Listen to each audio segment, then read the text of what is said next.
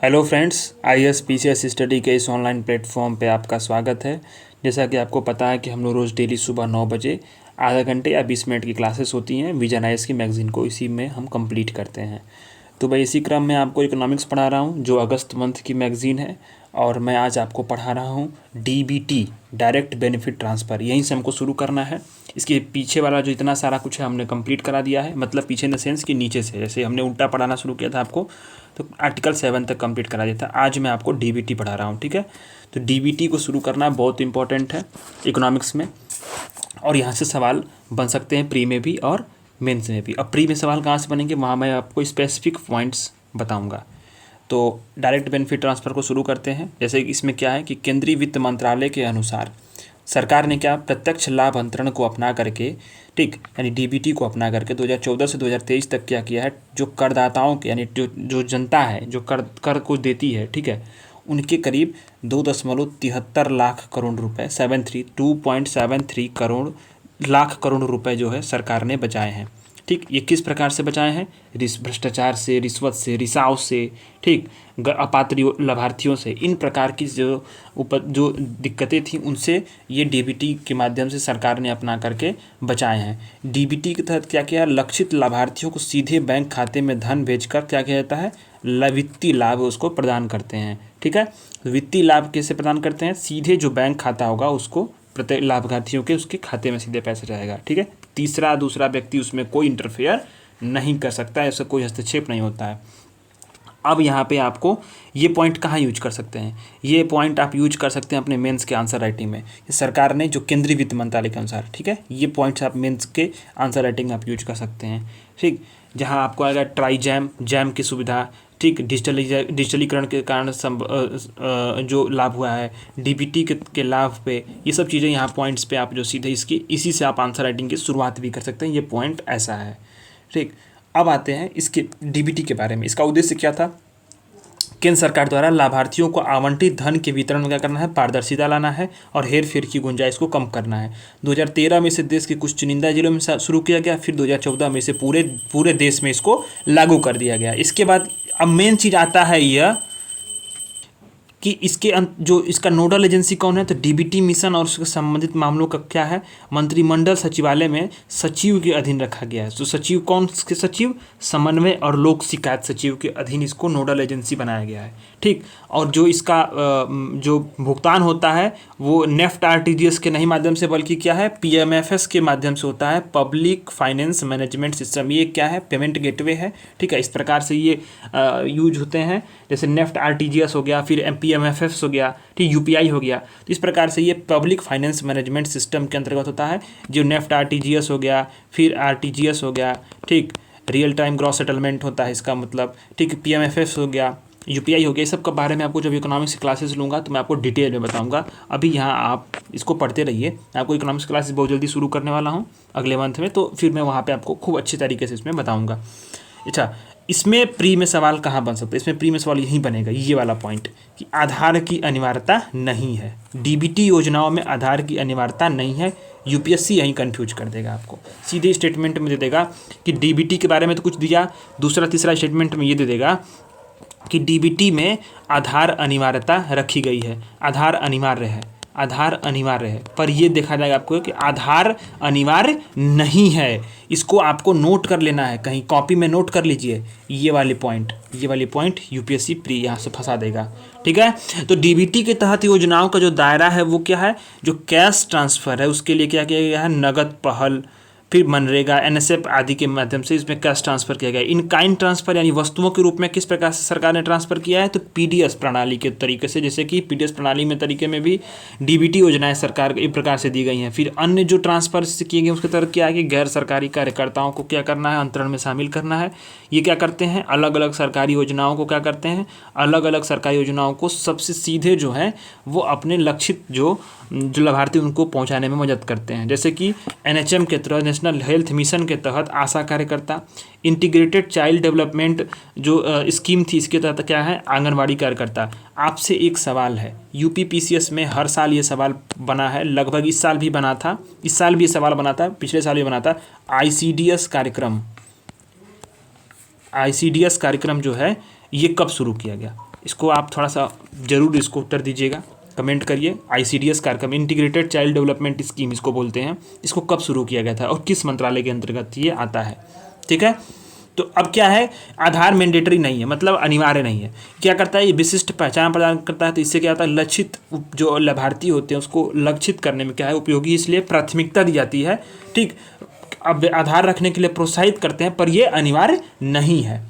अब डीबीटी को कौन सक्षम बनाने वाले जो घटक हैं, यानी कि जो कंपोनेंट्स कौन कौन से हैं जो डीबीटी को सक्षम बनाते हैं, तो वो है जैम ट्रिनिटी। इस पे सवाल भी आया हुआ है, यूपीएससी में भी सवाल बना हुआ है जैम ट्रिनिटी पे, ठीक है। जैम ट्रिनिटी क्या है, जनधन है, आधार है और मोबाइल है।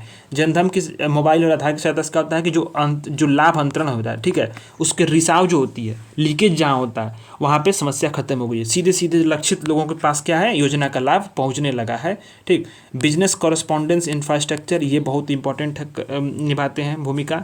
यह सुनिश्चित करते हैं कि जो लाभार्थी उनको समय पर उनके घर पर ही क्या पूरा पैसा ट्रांसफ़र कर दिया जाए। पेमेंट बैंक, ये क्या करते हैं, इन्हीं के चलते जो दूर दराज के इलाके उसमें वित्तीय सेवाओं के विस्तार में वृद्धि होती है। मोबाइल मनी, इसके पहचान के आधार पर आधार का उपयोग करके मोबाइल प्लेटफॉर्म पर कैशलेस लेन देन के लिए व्यापक इकोसिस्टम विकसित करना, ये क्या हुआ है, डीबीटी को सक्षम बनाने में ये घटक कंपोनेंट लाभ जो है ये इस्तेमाल हुए हैं।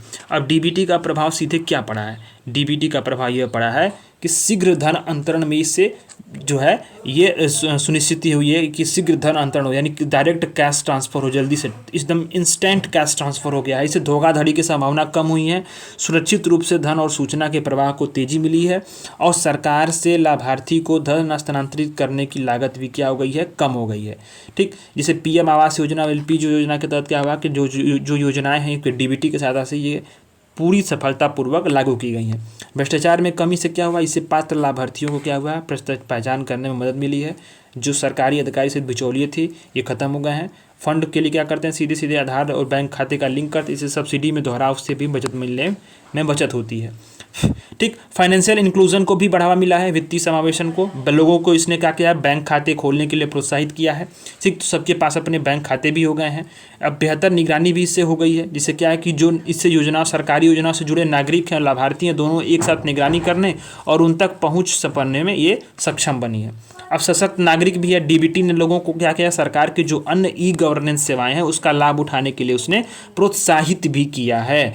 अब आप एक चीज़ देखिए कि डीबीटी के क्रियान्वयन में चुनौतियां, चूंकि क्या है आलोचनात्मक वर्णन अगर दे दिया या फिर कुछ कमियां पूछ दिया तो आपको चुनौतियां लिखना बहुत ज़रूरी है, जिसमें क्या है कि लाभार्थियों की पहचान, उदाहरण के लिए क्या है कि PM किसान निधि के तहत क्या हुआ है कि पात्रता बहुत जटिल थी और जटिल मानदंड थे। इसके कारण क्या हुआ कि करोड़ों की राशि जो थी ना, इन जो जटिल मानदंड थे इनके कारण क्या हुआ है, पात्रता के जटिल मानदंड थे, इससे क्या हुआ कि जो करोड़ों की धनराशि थी वो वितरित कर दी गई थी। आपको देखे होंगे कि अब पिछले PM किसान निधि में बहुत सारे जो आयकर दाता हैं वो अपात्र थे, फिर भी आयकर दाताओं के भी जो अकाउंट में भी पैसे गए थे, बाद में उससे रिकवरी हुई थी। तो ये एक रिसाव हुआ था। इससे क्या हुआ, डेटाबेस प्रबंधन की बहुत बड़ी चुनौती है, ये एक समझ सामने निकल के आती है।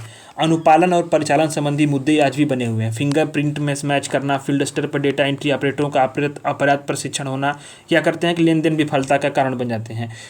ठीक, कम वित्तीय समावेशन क्या है कि अनुसूचित जनजातियों के ग्रामीण क्षेत्रों में एकतर क्या है कि बैंक खातों तक कम पहुंच है, जिसके कारण डीबीटी अभी तक उनका भी सही प्रकार से वो लाभार्थी नहीं हो चुके हैं। डिजिटल विभाजन और निरक्षरता भी बहुत है, क्या कि सबसे गरीब 20% परिवारों में केवल 2.7% के पास क्या है कंप्यूटर तक है पहुँच है, और 8 यानी टोटली अप्रॉक्सीमेटली 9% के पास क्या इंटरनेट है। यानी कि ये डिजिटल डिवाइड एक प्रकार से है, और ग्रामीण भारत में बहुत सारी असमानताएं हैं डिजिटल को लेकर के, डिजिटल डिवाइड को लेकर के ये विद्यमान है अभी भी। तो ये इससे क्या होता है कि इससे भी जो है इनके डीबीटी के समक्ष बहुत सारी चुनौतियाँ हैं, और लाभार्थियों के लिए शिकायत निवारण तंत्र क्या है प्रभावी तरीके से कार्य नहीं कर रहा है, जिससे क्या है कि डीबीटी, डेटा सुरक्षा, निजता के उल्लंघन जैसी समस्याएं ये भी सामने आ रही हैं। इसका मिसयूज भी बहुत सारा हुआ है। तो कहीं ना कहीं प्रबंधन और उसका क्रियान्वयन और उसके कहीं ना कहीं शिकायत निवारण तंत्र में भी बहुत सारी खामियां हैं जो हमारे डीबीटी के समक्ष अभी भी मौजूद हैं। तो ऐसे में आगे की राह क्या हो सकती है, तो आगे की राह में कुछ 3-4 चीज़ें मैं आपको नीचे से बता रहा हूँ। जैसे क्या है कि Bharat broadband connectivity, Bharat broadband को आपको भारत नेट परियोजना आपको मैंने नीचे पढ़ाई हुई है, उसको देखिएगा। डिजिटल इंफ्रास्ट्रक्चर पहल को बढ़ावा देना चाहिए, ग्रामीण क्षेत्रों में डिजिटल इंफ्रास्ट्रक्चर क्या करना है, मजबूत करना है। इसके बाद महिला एजेंट्स को बढ़ावा देना है, यानी महिला लाभार्थियों तक पहुँच के लिए क्या करना चाहिए, क्षेत्र में महिला एजेंट्स की संख्या पर अधिक ध्यान देना चाहिए। ठीक, बेहतर समन्वय और सहभागिता भी होनी चाहिए। जैसे क्या है कि जो मंत्रालय जिसने योजना शुरू की है, और फिर नोडल बैंक और national payment corporation of India NPCI, इसके बीच क्या होना चाहिए, बेहतर तालमेल हो, समन्वय हो। ठीक है, यानी जो payment gateway, national payment corporation of India और नोडल बैंक और मंत्रालय, इसके तीनों के बीच में अगर समन्वय और सहयोग होगा तो क्या होगा कि जो बेहतर समन्वय सहभागिता से क्या होगा कि जो भी हितधारक हैं उनको और जो भी लाभार्थी हैं उनके बीच में भी जो ये तालमेल बना रहेगा, और जो है डीबीटी को डायरेक्टली हम उनके जो लाभार्थियों के खातों में जो उनका नगद को हम ट्रांसफ़र कर सकते हैं। इसके बाद जो है यहाँ एक चीज़ और भी देखने को मिलता है कि शिकायत निवारण तंत्र, पीएमओ द्वारा एक क्या करना चाहिए, समुचित शिकायत निवारण तंत्र की व्यवस्था करनी चाहिए तथा उसका समन्वय करना चाहिए। मैं यहाँ से सहमत नहीं हूँ। पीएमओ क्यों? ठीक, ये पीएमओ को इसको क्या करना चाहिए, वित्त मंत्रालय, इसको आप लिख सकते हैं वित्त मंत्रालय इसको क्या करना चाहिए, इसको पहल करनी चाहिए, या फिर भारत सरकार कोई संबंधित मंत्रालय। पीएमओ यहाँ पे मुझे ये उचित नहीं लग रहा, इसलिए मैंने इसको राउंड किया हुआ है। इसको आप क्रॉस कर सकते हैं। पीएमओ क्यों, ये कोई मंत्रालय थोड़ी है, तो ये क्या करना चाहिए यहाँ पे, इस वित्त मंत्रालय या फिर जो कोई अन्य जो है राजस्व विभाग या जो अन्य भी सरकार है जिसको नोडल एजेंसी नियुक्त करे, नोडल मंत्रालय नियुक्त करे, और वो समुचित निवारण तंत्र की व्यवस्था उसके लिए करनी चाहिए। ठीक है, तो यहाँ पीएमओ मुझे उचित नहीं लग रहा है और ये सही होना भी नहीं चाहिए। पीएमओ एक मंत्रालय थोड़ी है कि जो नोडल एजेंसी के रूप में कार्य करेगी। ठीक, तो अब इसके बाद आता है स्वयं सहायता समूह, सेल्फ हेल्प ग्रुप। ये बहुत इंपॉर्टेंट है, ये समझ लीजिए कि यहाँ पे मेंस में तो डायरेक्ट टॉपिक ही दिया हुआ है और सीधे प्री में भी सवाल इससे सेल्फ हेल्प ग्रुप से हर साल बने हैं। आप पीवाई को उठाकर देख लीजिए, लगभग अल्टरनेट ईयर पे 2-3 साल पे लगभग जो सवाल ये इस पे बन ही जा गए हैं। तो अभी सरकार द्वारा क्या घोषणा की गई कि लखपति दीदी योजना के तहत 2 करोड़ महिलाओं को क्या किया जाएगा, कौशल प्रशिक्षण प्रदान किया जाएगा। किनको, महिलाओं को, कितने महिलाओं को, 2 करोड़ महिलाओं को क्या किया जाएगा, कौशल प्रशिक्षण। किस योजना के तहत, लखपति दीदी की योजना के तहत। इसमें क्या होगा, माइक्रो इंटरप्राइज यानी महिलाओं को सूक्ष्म लघु उद्यम शुरू करने के लिए क्या करना है, प्रोत्साहित करना है। इसका उद्देश्य क्या होगा कि जो ग्रामीण सेल्फ हेल्प से जुड़ी महिलाएं उसको प्रतिवर्ष कम से कम 1 लाख रुपए कमाने में क्या करना है, इसको सक्षम बनाना है। और इसका जो लखपति सेल्फ हेल्प ग्रुप महिला पहल किसने शुरू की है, ग्रामीण विकास मंत्रालय ने शुरू की है 2021 में। ठीक, इसका क्या करना, ये पहल क्या करती है, महिलाओं के नेतृत्व वाले विकास दृष्टिकोण पर क्या है, ये आधारित है। इसमें कौन कौन सी गतिविधियां शामिल की गई हैं, महिलाओं को क्या है, प्लम्बिंग कराना, एलईडी बल्ब बनाना, ड्रोन का संचालन, उसकी मरम्मत, जैसे क्या करना है, कौशल देना है। ठीक, तो सेल्फ हेल्प ग्रुप होता क्या है ये आप जान लीजिए। सेल्फ हेल्प ग्रुप यह होता है स्वयं सहायता समूह कि जो गाँव आधारित अनौपचारिक वित्तीय मध्यवर्ती समिति होती है। पहली बात कि वो विलेज बेस्ड होगी, ठीक, फिर अनौपचारिक होगी, फिर वित्तीय भी होगी, और ये मध्यवर्ती समिति होती है। ये क्या होती है कि 10 से 20 महिलाएं मिलकर बनी होती है, मैक्सिमम इसमें 20 महिलाएं ही हो सकती हैं। ठीक है, तो 10 से 20 महिलाओं से मिलकर ये बनी होती है। प्रकृति में क्या होती है, स्वैच्छिक होती है, मतलब वॉलंटरी होती है। आपको मन है तो आप रहिए, नहीं रहना तो मत रहिए। फिर आर्थिक सर्वेक्षण 2022-23 के अनुसार जो ये वाला सर्वेक्षण है, इसमें क्या है कि लगभग 12 मिलियन क्या है, सेल्फ हेल्प ग्रुप हैं। यानी ठीक है, 12 मिलियन, 1 करोड़ 20 लाख जो है सेल्फ हेल्प ग्रुप पूरे भारत में हैं। जिसमें क्या है कि जिसमें 88% जो सेल्फ हेल्प ग्रुप के सभी सदस्य क्या हैं, वो महिलाएं हैं।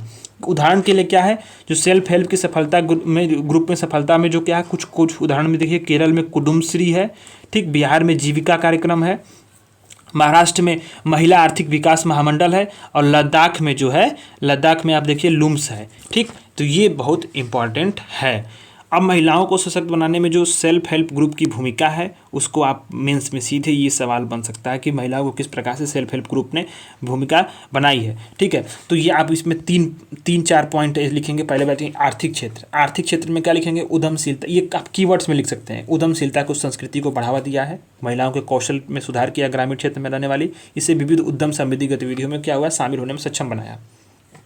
फाइनेंस को प्रदान करने में, यानी कि सेल्फ हेल्प व्यवसाय को जारी रखने में, सूक्ष्म ऋण प्रदान करने में, व्यापक उद्यमशीलता और निर्णय निर्माण करने और कौशल विकसित करने के लिए क्या किया है, एक सक्षमकारी परिवेश को उसने सृजित किया है। श्रम बल में भागीदारी से क्या किया है कि जो आर्थिक सर्वेक्षण 2022-23 के अनुसार, 23 दिया है, 22-23 के अनुसार जो ग्रामीण महिला श्रम बल है, यानी कि ग्रामीण महिला श्रम बल भागीदारी दर है, ठीक, FLFPR जो है 19% थी, उस वक्त बढ़कर क्या हो गई है, 27% हो गई है। ठीक, जो सेल्फ हेल्प ग्रुप है वो क्या करना है, शहरी भारत और ग्रामीण भारत के जो बीच जो गैप है उस गैप को भी क्या कर रहे हैं, भर रहे हैं। हाँ, इसके बाद क्या सामाजिक क्षेत्र में किस प्रकार से उसने किया, इसको देखना है। सामाजिक क्षेत्र में भी सेल्फ हेल्प ग्रुप्स ने क्या किया है, मजबूत सामाजिक नेटवर्क को स्थापित करने और स्थानीय संस्थाओं को सशक्त बनाने में योगदान दिया है। इस प्रकार क्या है, सामाजिक पूंजी को बढ़ाने में ये योगदान दे रहे हैं। इससे महिलाओं की स्थितियाँ बेहतर हुई हैं और पारिवारिक निर्णय लेने में उसकी भागीदारी भी बढ़ी है। ये राष्ट्रीय लक्ष्यों को भी पूरा कर रहे हैं, जैसे कि SDG 5 को लैंगिक समानता को प्राप्त करना, SDG 16 क्या है, शांति न्याय और मजबूत संस्थानों के आदि को भी ये प्राप्त करने में क्या कर रही है, मदद कर रही हैं।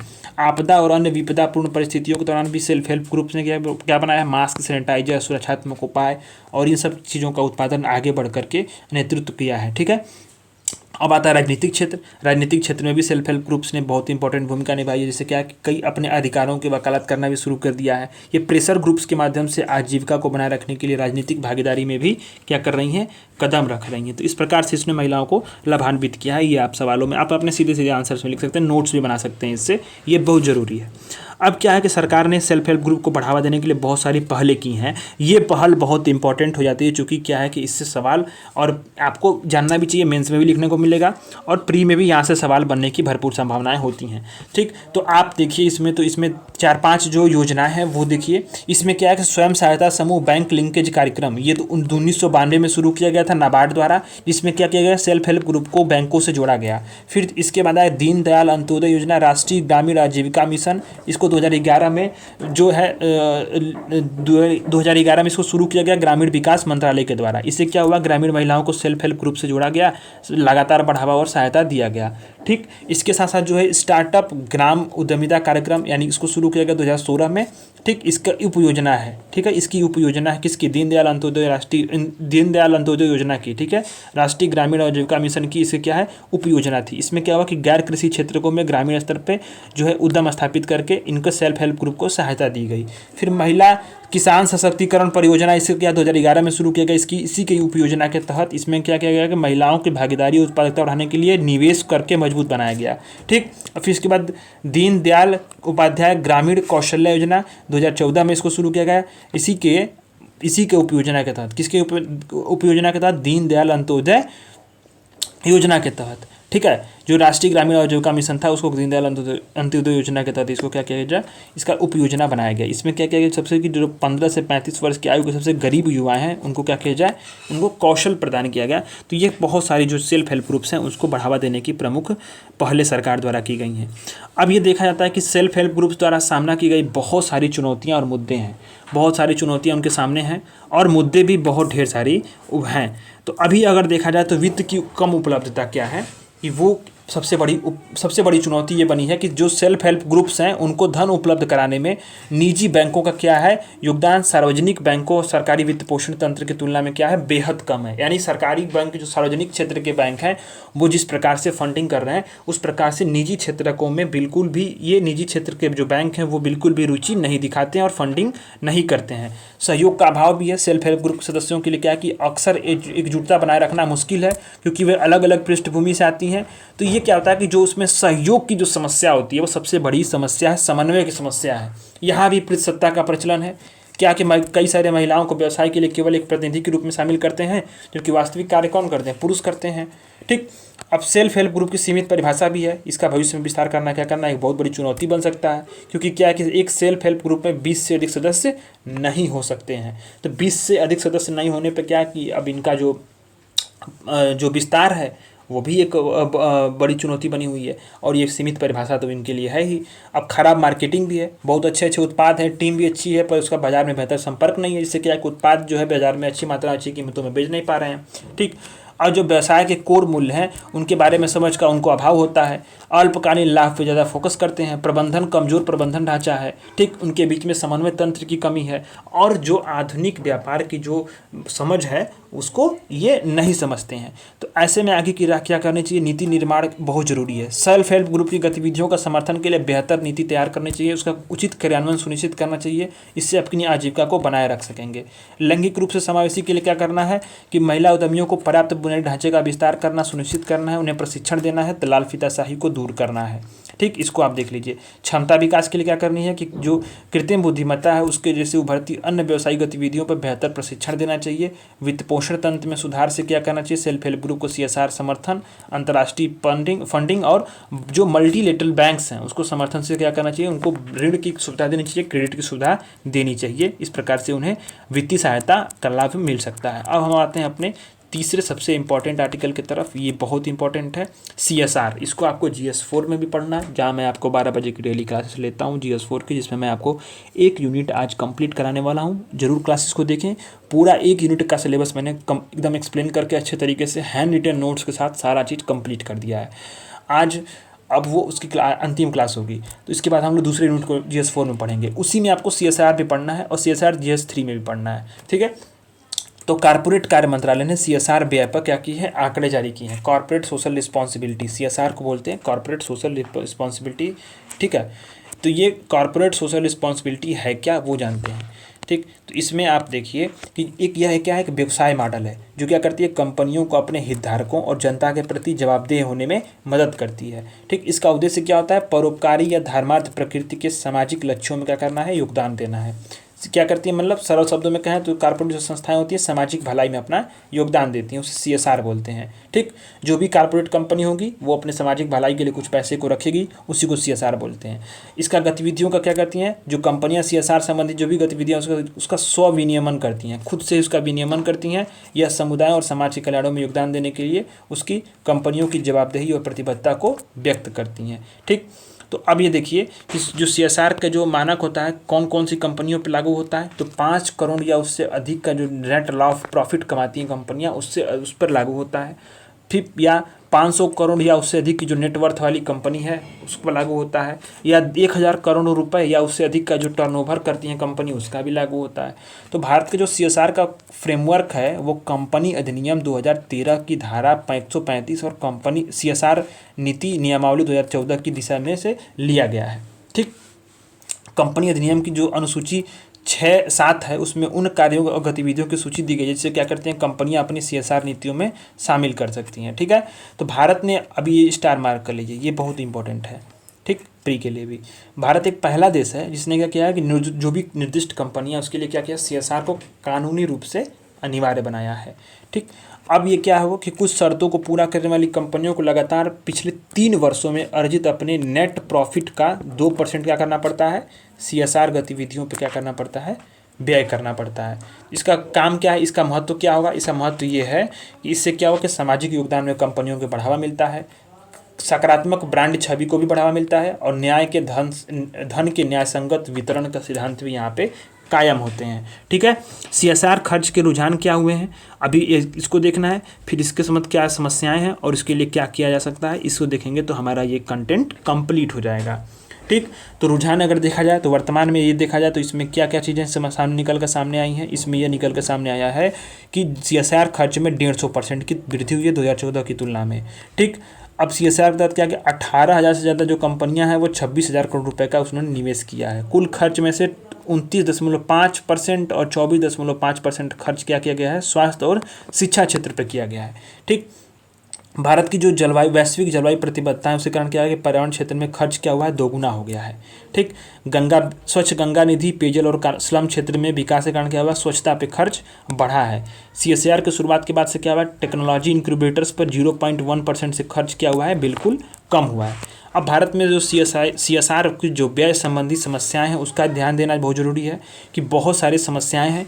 मेंस में सवाल समस्याओं पे बन सकता है और उसके सुधार के लिए क्या कर सकते हैं, इस पे सवाल बन सकता है।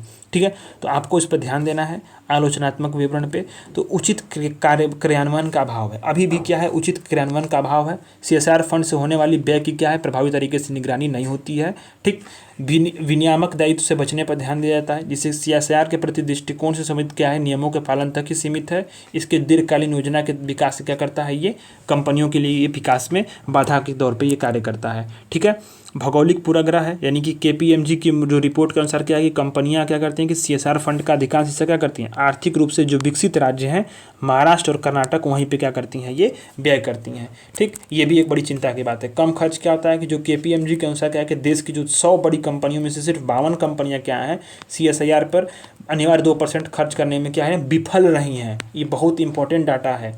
CSR गतिविधियों में क्या है, सामुदायिक भागीदारी का क्या है, अभाव है। सामुदायिक जो स्थानीय सामुदायिक कंपनियों क्या है कि बहुत कम भाग लेते हैं और अपना योगदान भी क्या करते हैं, बहुत कम देते हैं। सुव्यवस्थित NGO के ऊपर अनुपलब्धता है, जैसे बहुत सारी क्या है कि मुश्किलों का सामना करना पड़ता है। ठीक, तो इस सरकारी NGO और कंपनी समुदाय के बीच में सेतु के रूप में कार्य करने और परियोजनाओं को सुव्यवस्थित करने से इस अंतराल को करते हैं, समाप्त कर सकते हैं। परंतु क्या है कि सुव्यवस्थित NGO है, इनकी अनुपलब्धता है। तो आखिर में CSR व्यय और इसकी दक्षता में सुधार के लिए क्या करना चाहिए, ये बहुत इंपॉर्टेंट है। तो करना चाहिए बॉटम अप दृष्टिकोण को अपनाना बहुत ज़रूरी है। स्थानीय आवश्यकताओं के अनुरूप इसको बनाया जा सकता है। इससे क्या होगा, CSR फंड का इस्तेमाल में कुटीर उद्योगों में निवेश के लिए इसका उपयोग किया जा सकेगा, रोजगार के अवसर होंगे और शहर की ओर पलायन में कमी आएगी। फिर सामाजिक कल्याण को क्या कर सकते हैं, बढ़ावा दे सकते हैं। इससे अधिक क्या होगा कि सामाजिक और आर्थिक न्याय सुनिश्चित कर होगा। ठीक, प्रदर्शन प्रबंधन और कार्यक्रम मूल्यांकन भी इससे हो सकता है, ये जरूरी है। इसके लिए क्या इससे क्या होगा कि जो नियमित निगरानी होगी, टीमों का विकास होगा, स्थानीय समुदायों का प्रभाव का नियमित आकलन हो जाएगा। विविधीकरण से क्या होगा, जो विकासात्मक प्राथमिकता है इसके अनुसार इसको क्या है, इसको विविधीकृत कर सकते हैं। इससे क्या होगा, कृषि के आधुनिकीकरण में निवेश हो जाएगा। SDG के साथ संरक्षण में क्या होगा, संरेखण में कि कंपनियां अपने लक्ष्यों को CSR खर्च को SDG के साथ क्या करती हैं, जोड़कर देख सकती है। जैसे कि क्या है, लैंगिक समानता, टिकाऊ उपभोग। मीडिया की भूमिका यहाँ पे बहुत इंपॉर्टेंट है। CSR पहलों के उत्तम उदाहरणों को उजागर करने में क्या कर सकती है, ये मदद कर सकती है। ठीक है, तो ये आपका आज का कंटेंट रहा। कल हम लोग छोटा सा कंटेंट अब और बचा हुआ है, स्टार्टअप्स और वगैरह बहुत इंपॉर्टेंट है। कल हमारा इकोनॉमिक सेक्शन कंप्लीट होकर हम लोग अगले दिन से यानी कि परसों से हम लोग इन्वायरमेंट सेक्शन को शुरू करेंगे और लगभग 30 तारीख तक आते आते सारी मैगजीन खत्म हो जाएगी। ठीक है, चैनल को जरूर सब्सक्राइब करिएगा, वीडियोज़ को जरूर लाइक करिएगा। धन्यवाद।